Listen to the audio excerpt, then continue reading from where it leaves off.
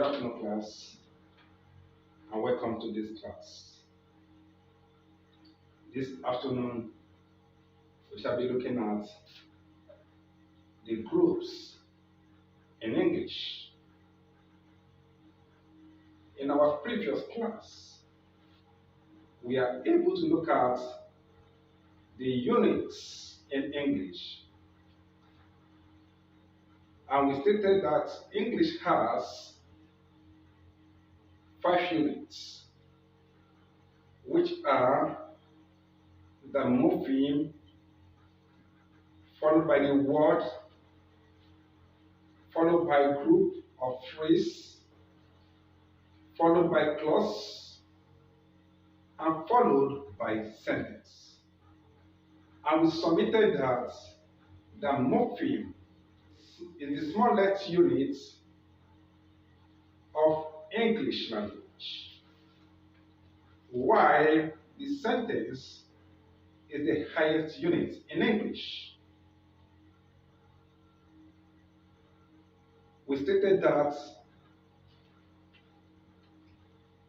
a sentence is made up of clause, while a clause is made up of groups, and group is made up of words, and words is made up of morphemes. Therefore, this afternoon, we shall be looking at groups in English. Now, what is a group of phrase, as it is traditionally called? A group of phrase is an amalgamation, a combination of words, which, when standing alone, cannot make a complete thought, because it stands in need of other groups of phrases to communicate its tone, even thereby compelling the other group of phrases to justify their import when they jointly work. Are you with me? Okay.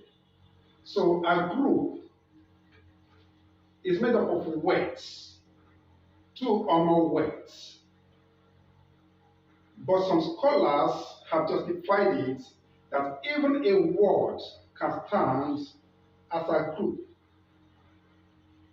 In systemic functional grammar, the group is described as next higher units greater in rank than the word, but lower in rank than the clause. In our previous class, we stated that the units of English language are in hierarchical order, starting from morphemes to the words, from words to group, from groups to clause, and from clause to sentence. So a group is made up of words. It is part of a clause that cannot stand on its own and bring to the surface an intended message,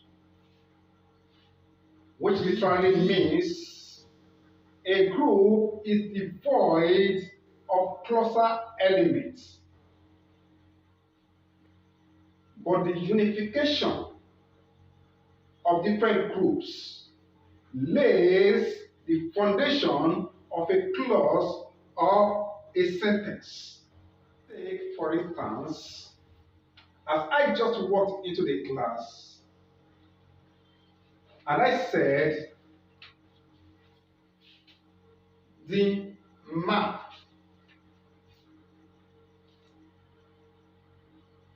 You might be wondering, what is wrong with the man, or what has actually happened to the man. You cannot see that I have communicated an incomplete piece of information, which simply means I have driven you guys into a state of boundary. Are you following me? Now, I disregard that first expression and said, next year, look at it, next year. Are you with me? Okay. You are now tackling puzzles. You might even be sensing something might be wrong with this your teacher. I still disregard this and came up with some students here. Are you following? Some students here, all of you are now looking at one another with interest in knowing what some students have done. I now fan the flames by saying university scholarships. University scholarships. University scholarship.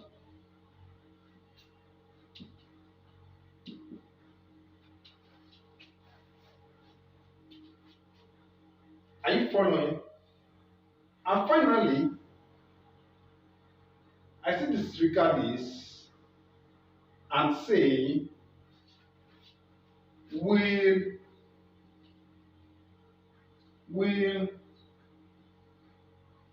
we give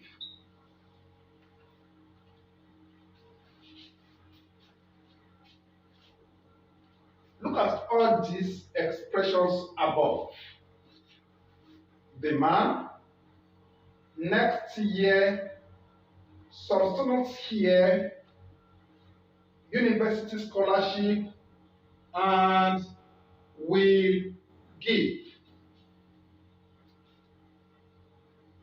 Me looking at these expressions on the board, we understand the general meaning of each expression in quotes. The man in quotes. Next year in quotes. Some students here, university scholarship will give. We all understand their meaning, but we don't know what has set them in motion. I know with this expression stated, you might be looking at one another, wondering what is literally going on. Fine, we all have the general idea of what each expression means, but we don't know what has brought them to surface. When they stand alone, the encircling information about them is not on duty. Something is missing. But when they join forces, the true meanings of each expression emerged. Are you with me? All right. Let's consider this in their combination. The man will give some students university scholarship next year. Now, the true meaning of each expression has emerged when they are combined. Are you following me? But when they are standing alone, they are devoid of actual meaning. Which simply means all these expressions standing alone are groups. The man next year, some students here, university scholarship, we give their phrase. But when they come together, they become a clause. This means the coming together of groups is what makes a clause. And the coming together of different words. Look at the word the man, two words combined. Next year, two words, university scholarship, two words will give two words. Are you following me? So, all these ones are groups. Why this one is a clause? Am I communicating? Okay. Now, let's look at different types of groups. Different types of groups in English. Types of groups in English.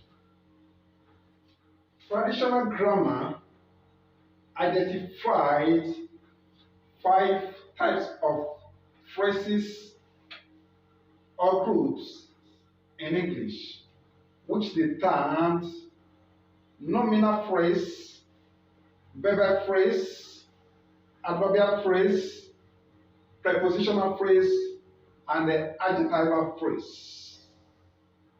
Nominal groups.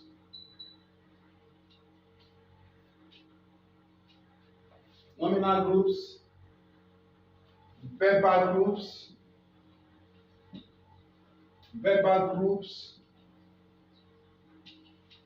and adverbial groups. These are the 3 groups identified by systemic functional grammarians with the ideology that some group performs similar functions when they appear within a sentence or a clause. The subsumed noun phrase and adjective phrase under nominal group. Nominal group now encapsulates the noun phrase and adjective phrase identified by traditional grammarians. They now term the noun phrase as noun-headed nominal group, and the adjective phrase as adjective-headed nominal group. And adverbial group now embodies the adverbial phrase and prepositional phrase as identified by traditional grammarians. This is termed adverb-headed adverbial group and prepositional-headed adverbial group, respectively. Now, let's look at the structures of groups in English. It should be known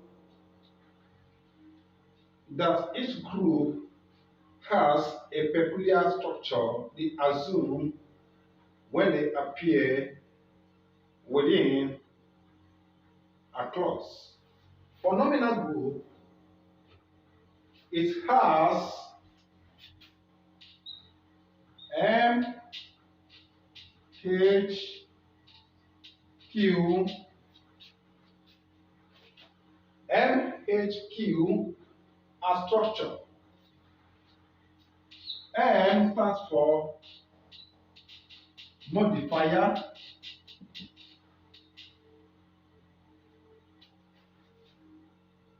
This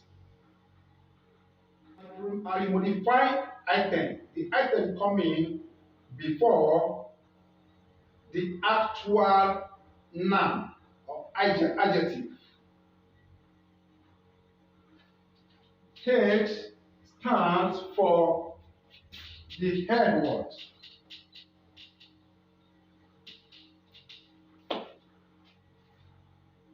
This is the head word, the actual noun or adjective within the group. Are you following?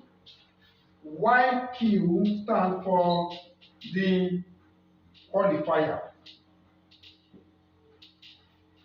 This is also called post modifier, while this one is called pre-modifier, coming before. This one is coming after the actual nominal item. Are you following? So this is the structure of nominal group. Take for instance, the man there. The man there. The is your modifier. Is coming before the noun. Is the pre-modifier. YM is the head word.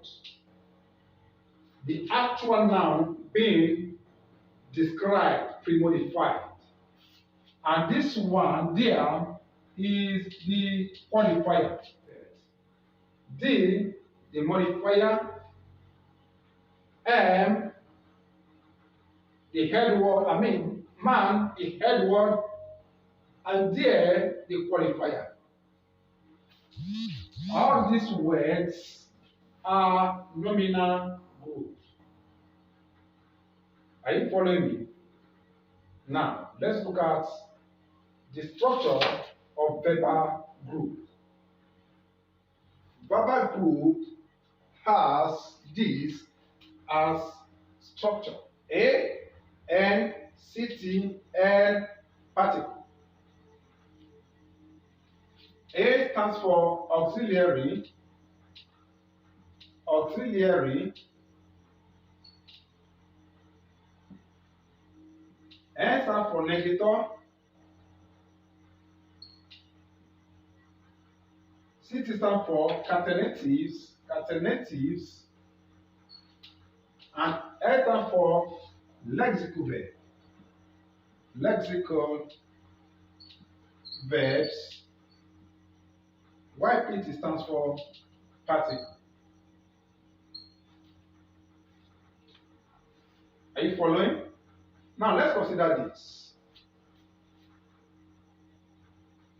Will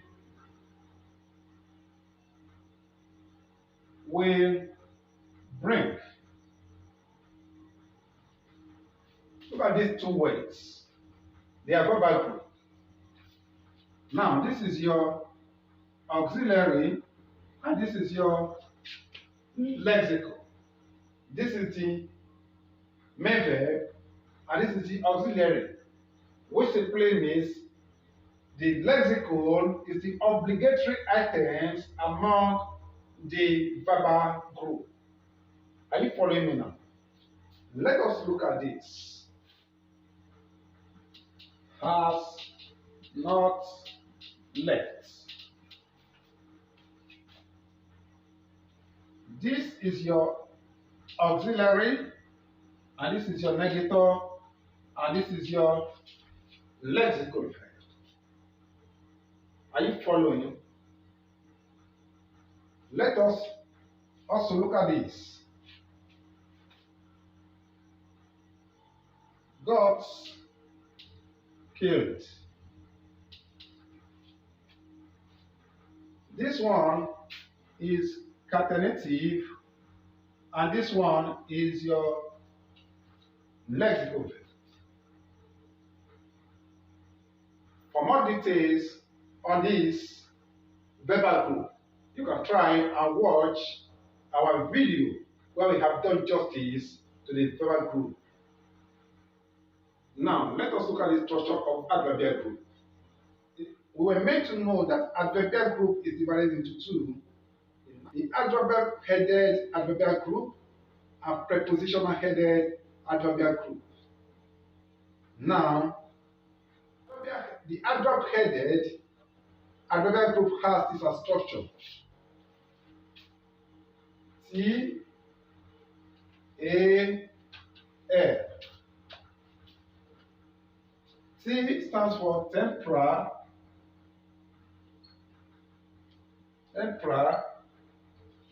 according to systemic functional grammar. A stands for apex, which is the adverb item itself. Adverb items. And L stands for limiter.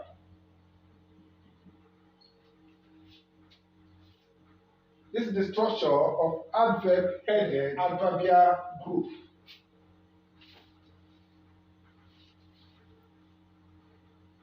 This apex is the obligatory item within the group. All these ones are optional. This one usually comes before the adverb, and this one comes after the adverbs. So this one is standing as pre-modifier, while this one is standing as post-modifier. Take for instance, when you have an expression like more importantly, when you have an expression like more importantly, this one will be labeled as T. This is your main, your obligatory item, which is the adverb here, as A. Let's also look at this. Very clearly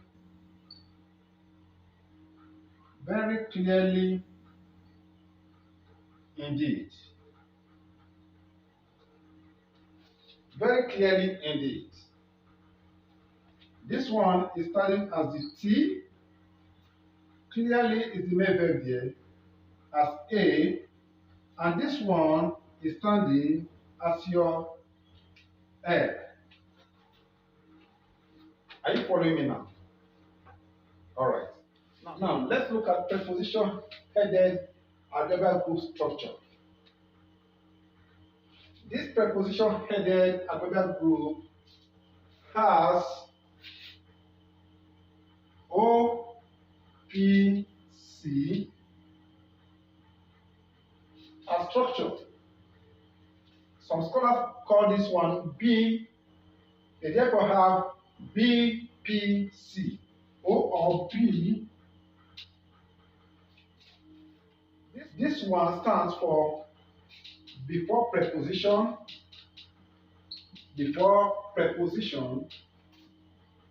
preposition item. Why this one stands for prepend,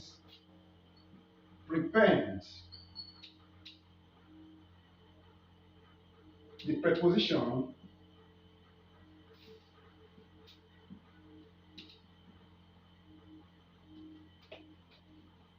and C stands for completive.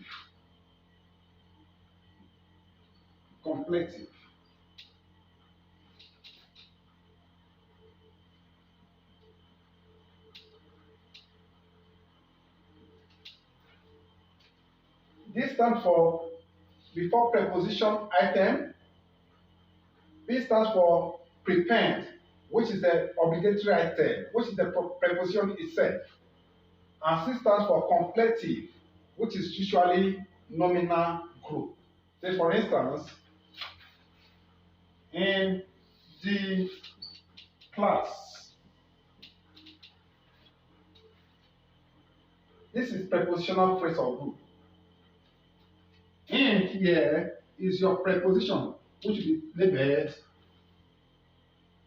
P. And this one is the completive, which is nominal group, and it will be labeled as C. So this is preposition headed nominal group. Let's also look at this expression. Just before the wedding.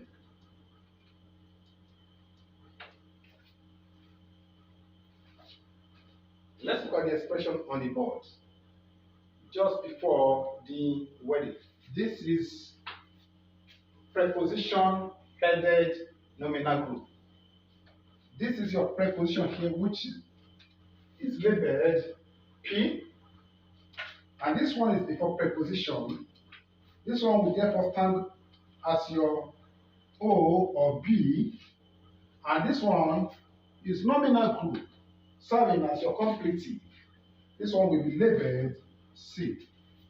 So all these are preposition headed nominal. Nominal group is all about in this class. I'm very sure this class has added to your knowledge on the content. Please, if you really enjoy this class, don't forget to follow us on our Facebook page, and don't forget to subscribe to our YouTube channel, and don't forget to click the like button. Thank you so much. See you in our next class, and have a nice day. Thank you.